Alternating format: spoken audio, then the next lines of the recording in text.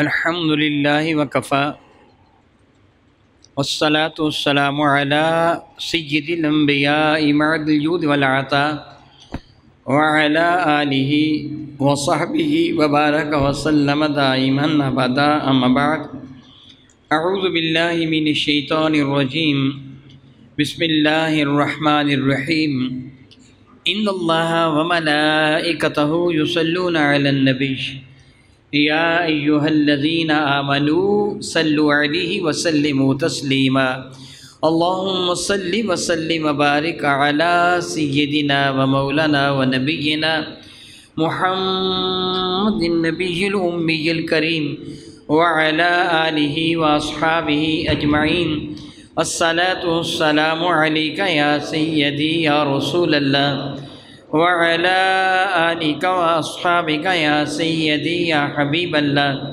الصلاة والسلام عليك يا سيدي يا رحمة للعالمين وعلى آلك وأصحابك يا سيدي يا سيدي يا سيدي يا شفيع المذنبين. نہایت معزز و محترم احباب کرام قدر، بحمد اللہ تعالیٰ ثم الحمد للہ تعالیٰ رب ذوالجلال نے دین متین دین اسلام کو ہر اعتبار سے فوقیت عطا فرمائی ہے. جب تک حق و باطل کا باہم مقابلہ نہ ہو، نہ حق نکھر کر سامنے آتا ہے نہ باطل کی تباہ کاریوں کو کا پتہ چلتا ہے، بلکہ حق یہ ہے کہ اللہ تعالیٰ نے شر کو پہلے پیدا کیا ہے، خیر کو بعد میں پیدا کیا. یعنی حضرت سیدنا آدم و ابلیس کا باہم مقابلہ ہے. آدم سب سے آخر پیدا کیے گئے ہیں مخلوق میں، اور ابلیس کو بہت پہلے پیدا کیا گیا تھا. اگرچہ سب سے اول تخلیق تو میرے نبی کی ہوئی ہے نا.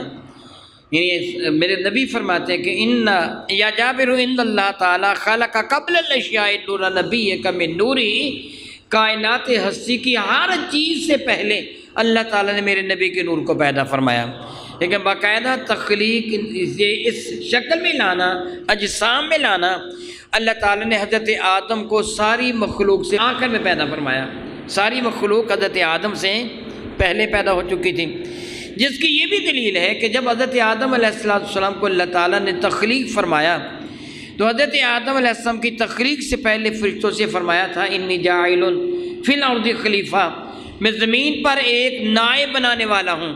تو فرشتوں نے گزارش کی تھی اتجعل فیہا من یفسد فیہا ویسفک الدماء، تو ایک ایسے انسان کو اپنا نائب بنائے گا جو زمین پر فتنہ و فساد پھیلائے گا. تو اللہ تعالیٰ نے انی اعلم ما لا تعلمون کہہ کے ان کو چپ کروا دیا تھا. پھر جب اللہ تعالیٰ نے حضرت آدم علیہ السلام کے جس جانور میں روح کو پھونکا، حضرت آدم کے سامنے ساری چیزوں کو پیش کیا، اور حضرت آدم سے پہلے فرشتوں کو فرمایا کہ ان چیزوں کے نام بتاؤ. ساری چیزوں کو، جو بھی مخلوق میں چیزیں، ساری کی ساری چیزیں پیش کرنے کے بعد فرمایا ان کے نام بتاؤ. تو فرشتے نہ بتا سکے، انہوں نے کیا قالوا سبحانک لا علم لنا الا ما علمتنا، مولا ہم ان چیزوں کے نام نہیں جانتے، وہ ہم وہی جانتے ہیں جتنا تو نے ہمیں بتا دیا. تو قال یا آدم انبئہم باسمائہم، پھر رب نے فرمایا اے آدم ساری چیزوں کے نام تم بتاؤ.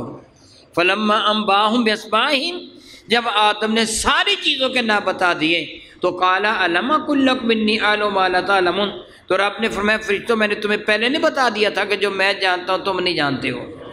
کیا پتہ چلا کہ آدم کی تخلیق سے پہلے یہ ساری چیزیں پیدا ہو چکی تھیں اور موجود تھیں. حضرت آدم نے ساری چیزوں کو دیکھ کر ان کے نام بتا دیے تھے. گویا آدم بعد میں آئے، ابلیس پہلے پیدا ہو چکا تھا. اور دلچسپ ایک حقیقت ہے، اللہ تعالیٰ جل وعلا سورہ ملک میں ارشاد فرماتے ہیں الذی خلق الموت والحیات، اللہ وہ ہے جس سے پیدا کیا موت کو اور زندگی کو. گویا زندگی کو بعد میں پیدا کیا ہے، موت کو پہلے پیدا کیا ہے. اللہ نے اندھیرے کو پہلے پیدا کیا، روشنی کو بعد میں پیدا کیا ہے. کافر پہلے موجود تھے، میرے نبی بعد میں تشریف لائے. گویا اندھیرا پہلے ہے، نور بعد میں ہے. ان کا مقابلہ ہے. حضرت آدم علیہ السلام کے زمانے برکت شان سے خیر و بد کا مقابلہ شروع ہوا. سارے انبیاء باطل کا مقابلہ کرتے تشریف لائے، یہاں تک کہ میرے نبی تشریف لے آئے۔ کفار مکہ نے میرے کریم آقا رسول ربی کی مقدور پر مخالفت کی، میرے کریم آقا رسول رحمت کو ہجرت کرنے پر مجبور کر دیا۔ میرے نبی مکہ مکرمہ چھوڑ کر تقریباً 450 کلومیٹر کے فاصلے پر وہ بستی، جس بستی میں آنا کوئی بھی پسند نہیں کرتا تھا، جو بلاؤں کا مرکز تھا، مصیبتوں کی آماج گاہ تھی، لوگوں نے اس کا نام یثرب، تباہی و بربادی کا علاقہ رکھا ہوا تھا۔ رب کائنات کے حکم سے میرے نبی وہاں تشریف لائے اور یثرب کی مٹی کو میرے نبی نے خاک شفا مدینۃ الرسول بنا دیا۔ کفار مکہ نے میرے کریم آقا رسول ربی کا تعاقب نہیں چھوڑا، 450 کلومیٹر کا فاصلہ طے کر کے مسلسل میرے نبی پر جنگیں مسلط کی، مختلف جنگیں کی، جن میں بڑی بڑی جنگیں غزوہ بدر ہے، غزوہ احد ہے، اور آخر میں غزوہ خندق ہے۔ سن 5 ہجری میں مشہور روایات کے مطابق، اگرچہ قدر اختلاف ہے، لیکن سب سے زیادہ جمہور کے نزدیک 5 ہجری معتبر ہیں ان دنوں میں، بلکہ آج حسن اتفاق ہے شوال کی کتنی تاریخ ہے، اور غزوہ خندق غزوہ احزاب کے لیے 28 تاریخی درجہ شوال و مکرم کی۔ ان ایام میں غزوہ خندق، غزوہ احزاب رونما ہوا۔ احزاب حزب کی جمع ہے، حزب گروہ کو کہتے ہیں، احزاب کئی گروہ، یعنی وہ غزوہ جس غزوہ میں کافروں کے بہت سارے گروہوں نے مل کر مدینہ طیبہ پہ حملہ کیا تھا۔ بنو نذیر والے یہ یہودی تھے، بنو قریظہ یہودی تھے، بنو قینقاع یہودی تھے، یہ مدینہ طیبہ کے پرانے رہنے والے تھے۔ انصار، اوس اور خزرج کے علاوہ یہودیوں کے یہ قبائل مدینہ طیبہ میں آباد تھے، اور ان قبائل کے پاس مدینہ طیبہ کے سارے مالی معاملات تھے۔ زمینوں کے عموماً زیادہ زمینوں کے مالک یہ تھے، زیادہ باغات کے مالک یہ تھے، روپے پیسے یعنی درہم و دینار سونا چاندی ان کے پاس تھا۔ سونے کی منڈی بنو قینقاع یہودیوں کے پاس تھی، یعنی بڑے مالدار یہ لوگ تھے۔ اوس اور خزرج کے پاس اتنا مال نہیں تھا۔ میرے نبی مدینہ طیبہ میں جلوہ فرما ہوئے، یہودیوں کے ساتھ بھی میرے نبی نے معاہدہ فرمایا تھا کہ اگر کوئی بیرونی طاقت مدینہ طیبہ پر حملہ آور ہوگی تو ہم سارے مل کر اپنے شہر کا دفاع کریں گے۔ یہودیوں میں بنو نذیر نے، بنو قینقاع نے بدبختی دکھائی، میرے نبی کے ساتھ کیا ہوا معاہدہ توڑ دیا۔ بنو نذیر والوں نے معاذ اللہ تعالیٰ سماذ اللہ تعالیٰ ایک مرتبہ یوں بدبختی دکھائی کہ میرے نبی صلی اللہ علیہ وسلم کو بلایا دعوت دے کر کہ آپ ہماری بستی میں تشریف لے آئیں۔ میرے کریم آقا ان کے ہاں تشریف لے گئے، انہیں حضور کے لیے چٹائی بچھائی، صحابہ کرام کے لیے بھی چٹائیاں بچھائیں، ایک مکان کی دیوار کے ساتھ۔ میرے کریم آقا مکان کی دیوار کے ساتھ ٹیک لگا کے تشریف فرما ہو گئے، سامنے صحابہ بیٹھے تھے۔ ان بدبختوں نے ایک خبیث یہودی کو مکان کی چھت پر چڑھا دیا کہ ایک بڑا پتھر اوپر سے نیچے حضور پر گرا دے۔ اس سے پہلے کو اپنی بدبختی دکھاتے رب کائنات جبریل امی کو میرے نبی کی خدمت میں بھیج دیا اور ان کی ساری سازش سے میرے نبی کو مطلع کر دیا۔ حضور تیزی کے ساتھ اٹھ کے واپس تشریف لے آئے، ان کا منصوبہ ناکام ہو گیا۔ پھر انہوں نے دعوت کی حضور سید عالم کی اور حضور کو کھانے میں زہر دے دیا۔ ان کی مسلسل ان گستاخیوں کی وجہ سے میرے نبی نے بنو نذیر کو مدینہ طیبہ سے نکال دیا۔ حی بن اخطب کی زیر قیادت یہ خیبر میں آ کر آباد ہو گئے۔ ہجرت کے 5ویں سال غزوہ احد 3 سال منعقد ہوا ہے، غزوہ بدر 2 سال تھا، غزوہ احد 3 سال۔ 3 سال کے بعد یعنی 4 سال یہ ابتدا ہو گئی تھی کہ حی بن اخطب یہودیوں کا سرغنہ 24 کے قریب اپنے جو بڑے بڑے جہاں دیدہ قسم کے ان کے علماء تھے اور سردار تھے یہودیوں کو، ان کو ساتھ لے کر مکہ مکرمہ پہنچا۔ ابو سفیان سے جا کے ملاقات کی اور اس کو جا کے یہ کہا کہ جس طرح تم میرے نبی کا نام لے کے کہا، جس طرح تم ان کے دشمن ہو اس سے زیادہ ہم ان کے دشمن ہیں۔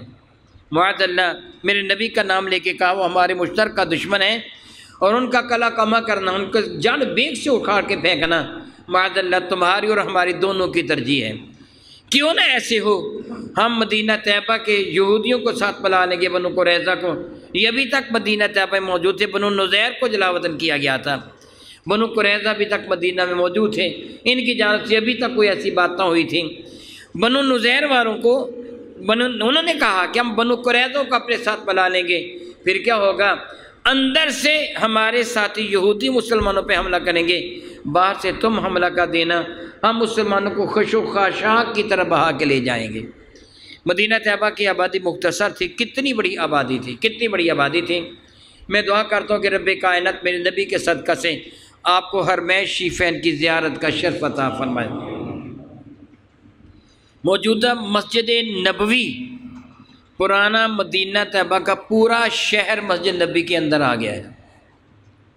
اگر آپ 21 نمبر گیٹ، جس کو باب فہد کا نام دیا گیا ہے، 21 نمبر گیٹ سے آگے آتے ہیں تو مین گیٹ کے دائیں اور بائیں دو چھوٹے دروازے ہیں۔ جو بائیں جانب کا دروازہ ہے لکڑی کا دروازہ، اندر آپ آئیں گے تو سامنے کارپٹ جو بچھے ہوئے ہیں اس کارپٹ کو اٹھا کے دیکھیں گے تو نیچے گول دائرے نظر آئیں گے، 3 دائرے، یہ حضرت ابو طلحہ کے کنووں کے نشانات ہیں، اور یہاں ان کا باغ ہوا کرتا تھا۔ یہ محلے وقوع میں نے اس لیے بتایا کہ اندازہ کیجئے مدینہ طیبہ کتنا بڑا شہر تھا کہ جو اس کے شہر کے باہر باغ تھا وہ بھی مسجد نبی میں آ گیا ہے، جو باغ تھا وہ بھی مسجد نبی شریفہ میں آ گیا ہے۔ مسجد نبی شریفہ کے مغرب کی جانب آپ کو مساجد ملیں گی جن میں مثلا مسجد غمامہ ہے، مسجد ابو بکر ہے، مسجد علی ہے، مسجد عمر، مسجد غمامہ ہے، یہ وہ جگہ ہے جہاں چٹیل میدان ہوا کرتا تھا۔ میرے کریم آقا مسجد سے باہر نکل کر جنگل میں نماز عید ادا فرماتے تھے، یہاں میرے نبی نماز عید ادا فرماتے۔ غمام بادل کے سائے کو کہتے ہیں۔ ہم نماز عید ادا کریں، گرمی کا موسم ہے، ہم شامیانے لگا لیتے ہیں تاکہ گرمی کی شدت سے بچ سکیں، سورج کی دھوپ سے بچ سکیں۔ میرے نبی صحابہ کرام کے ساتھ وہاں نماز عید ادا فرماتے تھے، رب کائنات بادل کی ڈیوٹی لگا دیتا تھا، وہاں شامیانہ بن کے آ جایا کرتا تھا۔ اس مسجد کو مسجد غمامہ کہتے ہیں کہ بادل کے سائے والی مسجد۔ تو میرے نبی جنگل میں، لیکن آج وہ بھی مسجد نبی شریفہ کے ساتھ بالکل متصل ہے، یعنی مدینہ طیبہ کا شہر کتنا بڑا ہوگا۔ اور کفار مکہ نے یہ لشکر جو تیار کیا تھا یہ 12,000 سے زیادہ سپاہیوں پر مشتمل تھا، 12,000 سے زیادہ سپاہیوں پر۔ تو مدینہ طیبہ تو چھوٹا سا شہر تھے، ایک چھوٹی سی بستی تھی، اس کو تو خش و خاشاک کی طرح بہا کے لے جاتے۔ ان کا یہی پروگرام تھا کہ مسلمانوں کو تہس نہس کر دیں، اور اس برے مقصد کی تکمیل کے لیے یہودیوں کا وفد مکہ مکرمہ میں آیا تھا، حی بن اخطب کی زیر قیادت، اور ان سے آ کے مذاکرات کیے، اور انہوں نے ابو سفیان نے پرجوش انداز ان کا استقبال کیا، اور انہوں نے پھر وعدہ کیا کیا۔ ابو سفیان اور مکہ مکرمہ کے جو بڑے بڑے جہاں دیدہ قسم کے لوگ کافر تھے، جو ان کے صنادید تھے، ان کے چودھری تھے، ان کے سردار تھے، انہوں نے ان یہودیوں کے ساتھ مل کر حرم کعبہ کے ساتھ اپنے سینے لگا کے اور اس کے پردے کو پکڑ کر لات و عزا کی اور اللہ کی قسم اٹھا کے کہا، جب تک ہم میں ایک بھی زندہ ہے میرے نبی کا نام لے کے کہا کہ اس کو قتل کرنے کے درپے رہے گا، جب تک وہ قتل نہیں ہوگا ہم اپنی جان بھی وار دیں گے مگر اس کو نہیں چھوڑیں گے۔ یہ انہوں نے وعدے کیے وہاں حرم کعبہ میں کھڑے ہو کر۔ پھر ابو سفیان نے، جو اس وقت کافروں کا سرغنہ تھا، اس نے حی بن اخطب سے سوال کیا کہ تم ہو اہل کتاب، یہودی تھے نا یہ، اور دعویٰ کرتے تھے ہم موسیٰ کلیم اللہ کو ماننے والے ہیں، تورات کو ماننے والے ہیں، ہم اللہ تعالیٰ کی عبادت کرنے والے ہیں، بتوں کے پرستار نہیں ہیں، اور مسلمان بھی اللہ تعالیٰ کی بات کرنے والے، مسلمان بھی موسیٰ کلیم اللہ کو ماننے والے، مسلمان بھی صاحب کتاب ہیں، یہ بھی صاحب کتاب تھے۔ انہوں نے مشرکین مکہ نے ان سے پوچھا کہ تم بتاؤ ہم زیادہ سچے ہیں کہ مسلمان زیادہ سچے ہیں؟ تو انہوں نے بالاتفاق کہا کہ تم زیادہ سچے ہو مسلمانوں کے مقابلہ میں۔ حالانکہ زمانہ جانتا ہے کہ وہ بت پرست تھے اور یہ لوگ بتوں کی بظاہر مخالفت کرتے تھے۔ کفار مکہ نے یہ کہا کہ اگر تم اپنے اس دعویٰ میں سچے ہو کہ ہم مسلمانوں کے مقابلہ میں زیادہ سچے ہیں، تم یہ سمجھتے ہو، ہمارے بتوں کو سجدہ کرو۔ چنانچہ ان کفار نے بتوں کو سجدہ بھی کیا تھا۔ یہودیوں نے بالکل یوں ہی سمجھیے جس طرح کل یہ یہودی اور مشرکین اکٹھے ہو کر اسلام کی شمع بجھانے کے درپے تھے، آج بھی اسرائیل اور بھارت جمع ہو کر مسلمانوں کو شہید کرنے کے درپے ہے۔ بھارت میں بھی مسلمانوں کے خلاف رشوت بدمانی کی جاتی ہے اور اسرائیل بھی مسلسل ایسے حملے کرتے ہیں، اور دونوں مل کر معاذ اللہ تعالیٰ سبحان اللہ تعالیٰ مسلمانوں کو نیچا دکھانا چاہتے ہیں، مگر ان کو یہ یاد رہے کہ انشاءاللہ تعالیٰ اسلام کو کبھی بھی ختم نہیں کر سکتے، وہ کبھی بھی ختم نہیں کر سکتے۔ فانوس بن کے جس کی حفاظت ہوا کرے، وہ شمع کیا بجھے جسے روشن خدا کرے۔ وہ اتنے لوگ مل کر مدینہ طیبہ پر چڑھ آئے تھے، ارد گرد کے قبائل یہود و ہنود، یعنی ہنود تو نہیں میں کہوں گا بلکہ وہ مشرکین، مکہ کے مشرکین اور یہودی اور ارد گرد کے جو قبائل، وہ مل کر مسلمانوں کو معاذ اللہ خطر و خاشاک کی طرف بہانے کے لیے، چھوٹی سی بستی کو تباہ کرنے کے لیے وہ اچھل کود مچا رہے تھے، ہڑبونگ مچا رہے تھے۔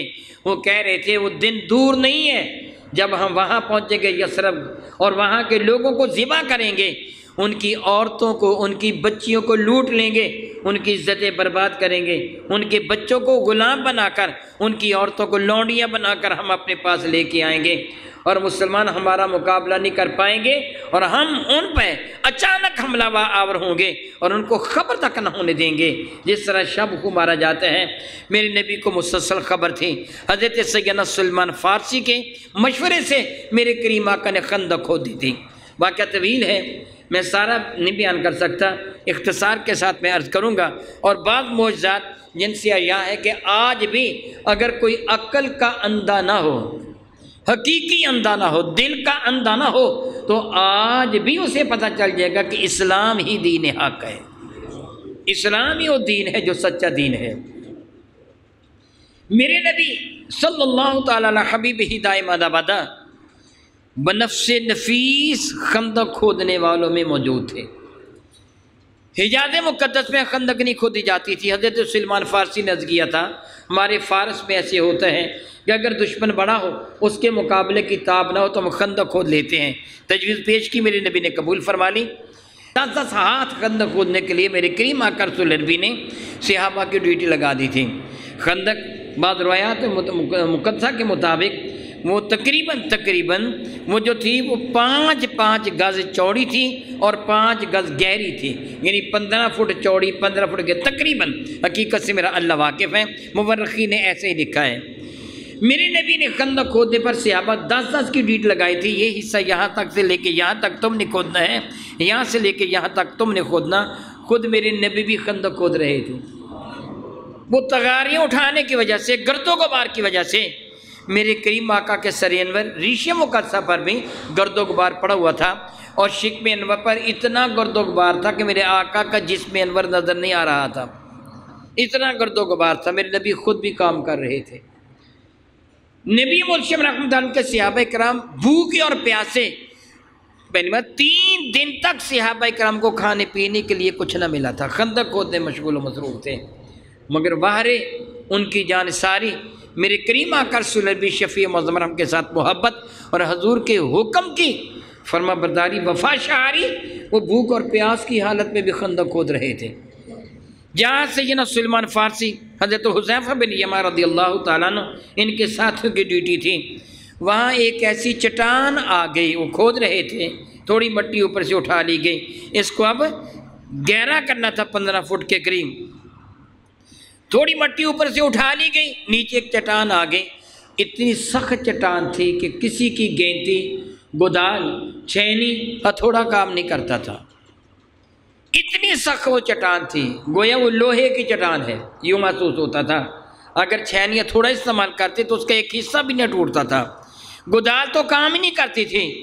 صحابہ کرام پریشان ہو گئے، بارگاہ ساتھ امام میں عرض کیا گیا یا رسول اللہ چٹان ہے نہیں ٹوٹتے، اگر چٹان اسی طرح باقی رہے گی تو یہ چٹان کفار کے لیے پل کا کام دے گی، اس کے اوپر سے گزر کر وہ آسانی کے ساتھ خندق کو عبور کر سکیں گے۔ میرے نبی خود تشریف لے آئے، حضرت سلمان فارسی کے ہاتھ سے گودال کو پکڑا اور اللہ اکبر کا نعرہ لگاتے ہوئے میرے نبی نے گودال کو اس پتھر پہ دے مارا۔ راوی فرماتے کہ اللہ کی عزت کی قسم جہاں میرے نبی نے گودال ماری تھی وہ حصہ یوں ٹوٹ گیا جس طرح ریت کے ذرے ہوتے ہیں، اور پتھر پہ گودال کے رگنے سے ایک چمک نکلی، روشنی پھیلی۔ میرے کریم آقا مسکرا کے صحابہ سے فرمائیں گے اوتی تو مفاتیح الفارس، اللہ نے مجھے ملک فارس کی کنجیاں عطا کر دی ہیں، یعنی میں نے اس روشنی میں فارس کے محلات کو دیکھ لیا ہے، اس کے خزانوں کو، کنکروں کو دیکھ لیا جو کسرا کے محل کے کنگرے ہیں۔ پھر میرے نبی نے ان کی کیفیت بیان کی کہ کسرا کے محل کے کنگرے ایسے ہیں۔ حضرت سیدنا سلمان فارسی جو اسی علاقہ سے آئے تھے کہنے لگے اللہ کی قسم آپ جو فرما رہے ہیں بالکل ایسے ہی اس کے کنگرے ہیں، آپ سچ فرما رہے ہیں۔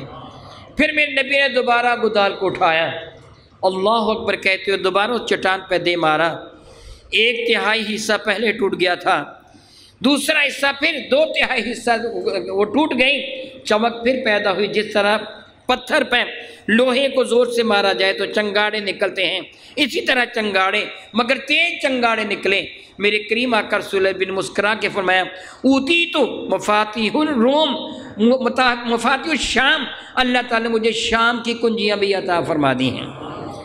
تیسری مرتبہ گودال ماری، پھر اسی طرح وہ چنگاڑے نکلے تو میرے کریم نے فرمایا اوتی تو مفاتیح الیمن، رب کریم مجھ کو یمن کی کنجیاں بھی عطا فرما دی۔ تھوڑی سی بات قابل غور ہے، یہ جان بوجھ کر حصہ میں نے وہ عرض کیا ہے کہ وہ الفاظ بھی جو میرے نبی کی زبانی وہی ترجمہ سے نکلے تھے میں نے وہی ادا کیے ہیں، محض ترجمہ نہیں کیا ہے۔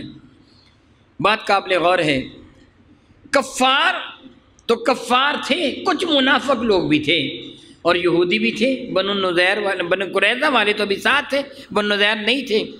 وہ آپس میں کہنے لگے میرے نبی کا نام لے کے معاذ اللہ تعالیٰ سماذ اللہ تعالیٰ کہ ذرا شخص کا دعویٰ دیکھو، اپنی جان بچانے کے لیے خندق کھود رہا ہے لیکن دعویٰ کیا کر رہا ہے کہ ملک فارس بھی میرا ہے، ملک شام بھی میرا ہے، ملک یمن کی کنجیاں بھی مجھے دے دی گئی ہیں، میں ان کا مالک بنا دیا گیا ہوں، اور ڈر اتنا ہے کہ خندق کھود رہا ہے، کھانے کو پینے کو روٹی کا ٹکڑا بھی نہیں، پانی بھی نہیں ہے، جس طرح وہ کہتے پیٹ پر پتھر بنے ہوئے ہیں مگر دعوے اتنے بڑے بڑے کر رہا ہے۔ مقام غور ہے، میرے نبی نے کیا فرمایا کہ فارس کی چابیاں کس کو دے دی گئی ہیں؟ مجھے۔ آپ نے میری بات کو سمجھنا ہے اور میرے جملے کو مکمل کرنا ہے۔ حضور نے فرمایا کہ فارس کی چابیاں مجھے دے دی گئیں، شام کی چابیاں مجھے دے دی گئیں، یمن کی چابیاں مجھے دے دی گئیں۔ یہ سارے علاقے حضرت عمر نے فتح کیے ہیں، یہ فارس بھی، یمن بھی، شام بھی کس سے فتح کیے؟ چابیاں کس کو ملی تھی بیت المقدس کی؟ حضرت عمر کو۔ کس کو ملی تھی؟ حضرت میرے نبی کیا فرماتے ہیں یہ چابیاں؟ پتہ چلا کہ عمر میرے نبی کے سچے نمائندے ہیں۔ اگر بات سمجھنی ہو تو سمجھنا مشکل نہیں ہے۔ میرے نبی نے فرمایا یہ چابیاں مجھے دی گئی ہیں، ان علاقوں کو میں نے فتح کیا، تو فتح کس سے کیا تھا؟ حضرت عمر نے گویا عمر کا عمل میرے نبی نے اپنا عمل قرار دیا۔ جس طرح بکری فرماتا وما رمیتا اذ رمیتا ولکن اللہ رما، وہ کینکریاں جو تم نے پھینکی تھی وہ تم نے نہیں، میں رب نے وہ کینکریاں پھینکی تھی۔ اس طرح میرے نبی فرمانے کے وہ علاقے عمر نے نہیں، مجھے مصطفیٰ نے فتح کیے ہیں۔ جس طرح میرے نبی رب کائنات جل وعلا کے نمائندہ ہیں، عمر بھی تو میرے نبی کے نمائندہ ہیں نا۔ میرے نبی نے فرمایا یہ علاقے مجھے عطا کر دیے گئے۔ خندق خود گئی، کفار مکہ بڑا لشکر لے کے آئے، خندق کے باہر ٹھہر گئے۔ ابھی تھوڑی دیر پہلے میں ایک بات عرض کر چکا ہوں کہ کھانے کی اتنی شدت سے کمی تھی، گویا کہ 61 سالی کا سما تھا، 61 سالی کا سما تھا، کھانے کو کچھ نہیں ملتا تھا۔ سیدنا جابر بن عبداللہ یہ بنو سلمہ کی بستی میں رہتے تھے، اور یہ خندق بنو سلمہ کی بستی کے قریب کھودی گئی جبل صلہ کے پہلو میں۔ میں دعا کرتا ہوں رب کائنات آپ کو حرمین شریفین کی زیارت کا شرف عطا فرمائے۔ آپ مسجد نبی شریفہ 21 نمبر سے 21 نمبر گیٹ سے باہر نکلے نا جبل احد کی جانب، تو الٹے ہاتھ آپ کو پہاڑ نظر آئے گا، اس کا نام جبل ابو صلاح ہے، جبل صلاح ہے، ابو صلاح بلکہ جبل صلاح ہے۔ اس کے پہلو میں خندق کھودی گئی تھی، اور حضرت سیدنا جابر کے گھر کے قریب ہی، یعنی وہ جگہ جو بنو سلمہ کی بستی ہے جہاں مسجد قبلتین ہے، وہاں سیدنا جابر کا گھر تھا۔ ان کے گھر کے قریب بحمد اللہ تعالیٰ ثم الحمد للہ تعالیٰ میں نے وہ خندق کی باقیات بھی ایک سے زیادہ مرتبہ دیکھی ہیں۔ جہاں خندق کھودی گئی تھی اور جہاں سے خندق کی ابتدا کی گئی تھی وہ جگہ بھی آج تک محفوظ ہے، میں نے وہ جگہ بھی دیکھی۔ بلکہ وہاں ایک پرانے بزرگ عربی کا گھر، اور انہوں نے اپنے باپ دادا کے حوالہ سے وہ چیزیں دکھائی تھیں، وہ خندق میں استعمال ہونے والے ہتھیار بھی ان کے ہاں موجود تھے۔ بہرحال خندق کھود گئی۔ اس دوران جب مسلمانوں کی حالت بڑی غیر تھی، جس طرح پہلی مرتبہ 3 دن تک مسلمانوں کو کھانا کھانے کو نہ ملا تھا، مسلسل دن رات خندق کھودنے میں مشغول و مصروف رہتے تھے۔ البتہ شام کو جب اندھیرا چھا جاتا وہ اپنے گھروں کو چلے جاتے۔ کفار مکہ کے بارے میں ان کو پتہ چل گیا تھا کہ وہ ایک بدتمیز طوفان کی طرح امڑتے چلے آ رہے ہیں۔ مسلمانوں کی یہ تمنا تھی کہ ان کے آنے سے پہلے خندق مکمل ہو جائے، کہیں ایسے نہ ہو کہ ہم پہ حملہ کر دیں، خندق مکمل ہو جائے۔ اس لیے وہ بغیر کسی وقفے کے جان توڑ کوشش کر رہے تھے۔ رات کا اندھیرا چھا جاتا، کام کرنا مشکل ہو جاتا، تب گھروں کو آتے۔ ایک دن کا ذکر ہے، ان ایام میں حضرت جابر بن عبداللہ اپنے گھر آئے تو اپنی زوجہ سے فرمانے لگے، اللہ کی بندی، میں نے رسول رحمت کو اس حال میں دیکھا ہے کہ بھوک کی وجہ سے میرے قریب آ کر رسول شفیع معظم کی طبیعت شفا ناساز ہے، میں نے دیکھا ہے، اور حضور سید عالم اس حال میں ہی گودال پکڑے کام کر رہے ہیں۔ باقی صحابہ کی بھی یہ حالت ہے، گھر میں کچھ کھانے پینے کو ہو تو انہوں نے کہا کہ تھوڑے سے جو ہیں جن کو پیس کر میں آٹا تیار کر سکتی ہوں۔ بکری کا چھوٹا بچہ جس کو آپ اپنی زبان میں لیلا کہتے ہیں، چھوٹا سا بچہ، اس زمانہ میں یہ کلو وغیرہ تو نہیں تھا، آج کل کلو چلتا ہے، یوں سمجھیے کہ 2-3 کلو کا وہ گوشت، چھوٹا سا بچہ ہے چند ماہ کا۔ آپ چاہیں تو اس بچے کو ذبح کر لیں، اگرچہ اس کی عمر بہت تھوڑی ہے ذبح کے قابل، تو ذبح کر لیں، جو پیس کر میں آٹا تیار کر لوں گی۔ رسول رحمت کی خدمت فیض درجت میں عرض کر دینا، یا رسول اللہ 1 یا 2 بندوں کو ساتھ لے کے آ جائیں۔ میں نے اپنی ان گنہگار آنکھوں سے پڑھا کہ ان کی بیوی نے یہ جملے کہے تھے، جابر دیکھنا مجھے رسول اللہ کے سامنے اور صحابہ کے سامنے شرمندہ نہ کرنا۔ بیوی نے خامد کو کہا، دیکھنا مجھے رسول اللہ اور صحابہ کے سامنے شرمندہ نہ کرنا، زیادہ لوگ لے کے نہ آنا، کھانا تھوڑا ہے، یہ نہ ہو تم زیادہ کو کہہ دو۔ میرا تجربہ ہے 2-3 بندوں سے زیادہ کے لیے یہ کھانا نہیں ہے، تھوڑا سا گوشت ہوگا، تھوڑے سے جو ہیں، برگر ساتھ ماں میں جا کر کا دینا۔ یہ رات باتیں ہوں۔ صبح حضرت سیدنا جابر رضی اللہ تعالیٰ نے اپنی بیوی کو جانور ذبح کر کے دی آئے کہ اس کو تو پکانا، میں شام کو عصر کے وقت آؤں گا، رسول رحمت کی خدمت میں عرض کروں گا، جب آپ چاہیں گے کھانا تیار کر رکھنا۔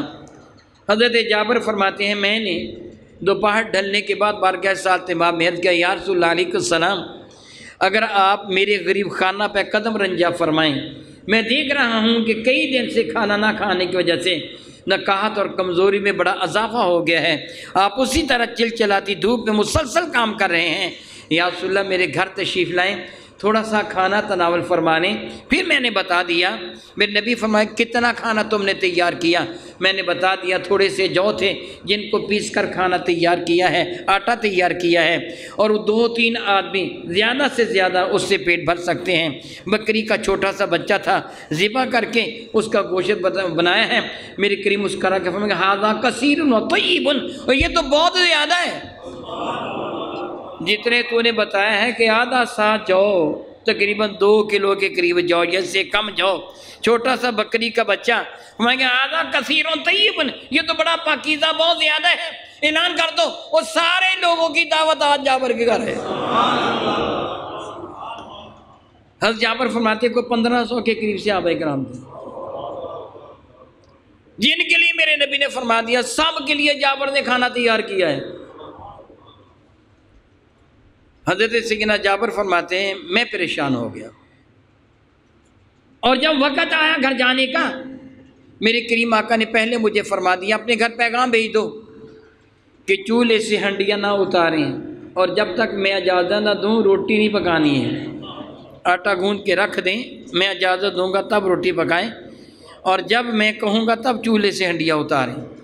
سیدنا جابر نے گھر پیغام بھیج دیا کہ چولہے سے ہنڈی نہ اتارنا، روٹی بھی ابھی نہ پکانا جب تک میرے نبی تشریف نہیں لے آتے۔ اس وقت تک ان کی بیوی کو کوئی سمجھ نہیں آئی، سوائے اس کے جس طرح میں اپنے گھر میں پیغام بھیجوں کہ ابھی تم ہنڈیاں نہ چولہے سے اتارنا، ابھی تم روٹی نہ پکانا، تو میری بیوی یہ سمجھے کہ شاہ جی چاہتے ہوں گے کہ جب مہمان آ جائیں گے تازہ روٹی پکا کے دینا، ہنڈیا کو دوبارہ نہ گرم کرنا پڑے، ہنڈیا چولہے پہ رہنے دو۔ میں چولہے پہ ہنڈیا بھی رہنے دیتی ہوں، ابھی کھانا وہ روٹی بھی نہیں پکاتی کہ شاید جابر چاہتے ہوں گے حضور کو تازہ گرم روٹی پکا کے پیش کریں۔ رک گئی۔ میرے نبی جب ساتھ لے کر جابر کو آئے تو جابر کہتے ہیں کہ میرے جسم پر پسینے چھوٹ رہے تھے، 1500 کے قریب صحابہ کرام حضور میرا ہاتھ پکڑے، حدیث مبارکہ میں انگلیاں ڈالی تھی میرے نبی جابر کے، میری انگلیاں ڈالے پکڑے آ رہے ہیں، میں برغیر ساتھ باب میں حاضر تھا، میری جرت نہیں تھی بات کرنے کی، مگر میرے پاؤں تلے سے زمین نکل رہی تھی، اتنے لوگوں کو میں گھر لے کے جاؤں گا، میری بیوی مجھے کہے گی تو نے وہی کچھ کیا نا جس کا مجھے ڈر تھا، اتنے لوگوں کو لے کے آ گیا تو میں اس کو کیا جواب دوں گا؟ اس نے مجھے سمجھایا تھا 2-3 سے زیادہ بندوں کو لے کے نہ آنا۔ گھر کے قریب میرے کریم آقا پہلے گھر میں داخل نہیں ہوتے تھے، صاحب خانہ داخل ہوئے، حضرت جابر اپنی بیوی کے اپنے گھر میں داخل ہوئے تو بیوی نے استقبال کیا، ان کی حالت کو غیر دیکھا، پوچھنے کی خیریت ہے؟ کہنے کے بندے تو بہت آ گئے، کہنے کی میں نے تجھے کیا کہا تھا کہ تھوڑے بندے لے کے آنا، مجھے شرمندہ نہ کرنا۔ حضرت جابر کہنے لگے میں نے تو رسول اللہ کو یہی کہا تھا، یہ انداز خطیبانہ نہیں، میں نے اپنی گناہ گار آنکھوں سے پڑھا، آپ کا جی چاہے تو آپ اپنی آنکھوں سے پڑھ لیں۔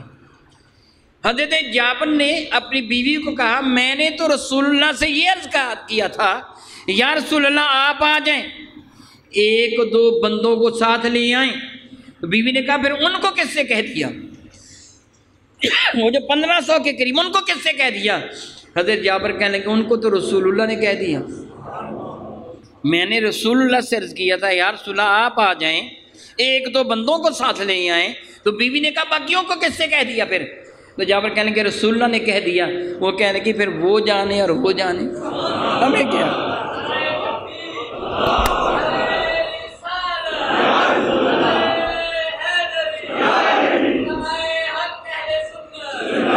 سیدنا جابر فرماتے ہیں اللہ کی قسم بیوی کے جملے نے میری بھی ڈارس بندھا دی، مجھے بھی اطمینان ہو گیا بات سب ٹھیک ہے۔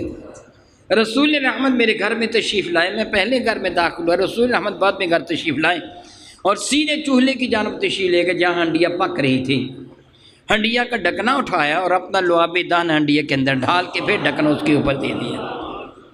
پھر میرے نبی آٹے کی جانب تشریف لائے، اس کے اوپر سرپوش دیا ہوا تھا، کپڑا دیا ہوا تھا جس کو آپ پونا کہہ لیں، سرپوش تھا آٹے کے اوپر، حضور نے سرپوش کو اٹھایا، اپنا لعاب دان آٹے ملایا، سرپوش اس کے اوپر دے دیا، پھر ان کی زوجہ محترمہ سے فرمانے کہ اللہ کی بندی سرپوش کو اٹھائے بغیر نیچے سے آٹا نکال کر پکاتے چلے جانا، اور ہنڈیا کو چولہے سے اتارنا نہیں ہے، یہیں سے تم سالن تقسیم کرتے چلے جانا۔ 7 عورتوں کو بلا لیا گیا، روٹیاں پکنا شروع ہو گئیں، سالن بھی موجود ہیں، میرے نبی نے حکم دیا جابر 10 بندوں کو بلاتے چلے جاؤ۔ جابر فرماتے ہیں میں 10 بندوں کو بلاتا چلا گیا، سب پیٹ بھر کے کھاتے چلے گئے، اللہ کی قسم آٹا بھی اتنا تھا، ہنڈیاں بھی اسی طرح جوش مار رہی تھی۔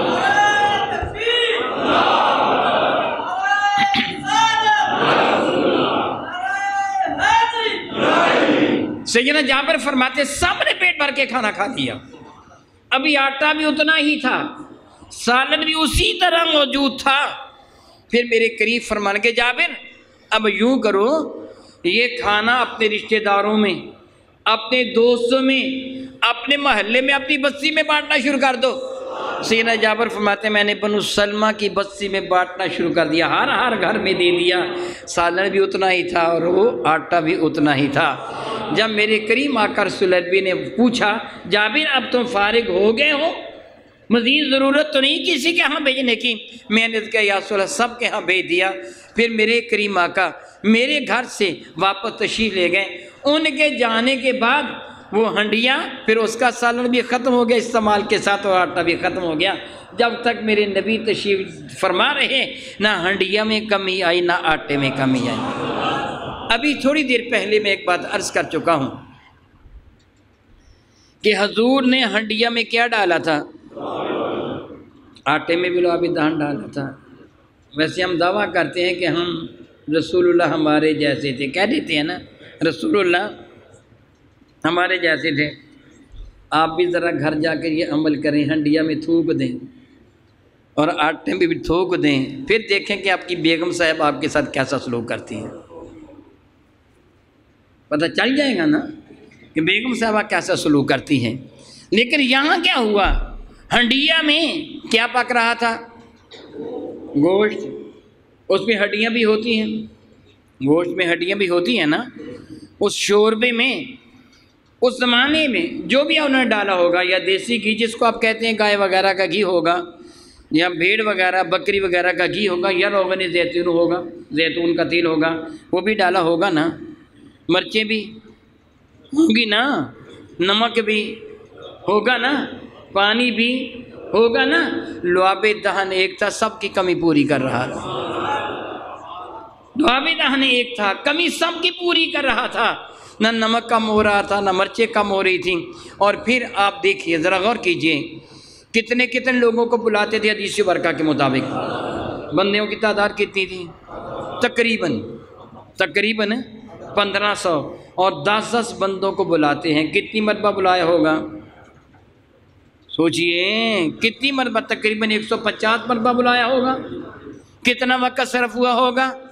اتنی دیر تک ہنڈیا چولہے پہ پکتی رہی۔ آپ گھنٹہ ڈیڑھ گھنٹہ کے لیے چولہے پہ ہنڈیا رکھیں، پانی سارا ختم ہو جائے گا کہ نہیں؟ وہ جل جائے گی کہ نہیں؟ مگر اس ہنڈیا میں نہ پانی ڈالا جا رہا تھا، نہ گوشت ڈالا جا رہا تھا، وہ چولہے پہ رکھی پک بھی رہی تھی، لوگ کھانا بھی کھا رہے تھے۔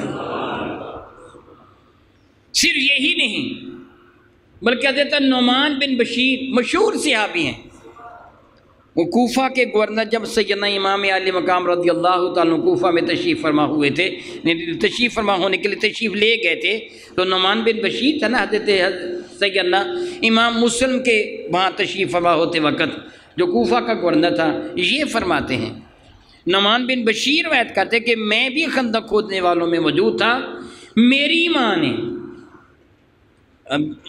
ماں نے تھوڑی سے میری ماں نے کھجوریں بھیجی اور میری بہن کو دے کر کہ اپنے ابا کو اور اپنے ماموں عبداللہ بن رواحہ کو، عبداللہ بن رواحہ ان کے بھائی تھے، ان کی بیوی کے یعنی کہ ماموں، میری بہن کو کھجوریں دے کے بھیجی کہ میرے ماموں عبداللہ بن رواحہ کو اور میرے ابا بشیر، ان دونوں کو تھوڑی سی کھجوریں تھیں، وہ دے آئے ایک برتن میں ڈال کر، وہ سرپوش سے ڈھک کر نا، یعنی چھپا کر کہیں ایک پلیٹ میں کھجوریں رکھیں، اس کے وہ دوسری پلیٹ یا کوئی کپڑا وغیرہ جو بھی رکھا سرپوش دے کر وہ لے کے جا رہی تھی چند کھجوریں، تاکہ 2-3 کھجوریں ابا کھا لیں گے، 2-3 کھجوریں ماموں کھا لیں گے، پانی پی کر گزارا کر لیں گے۔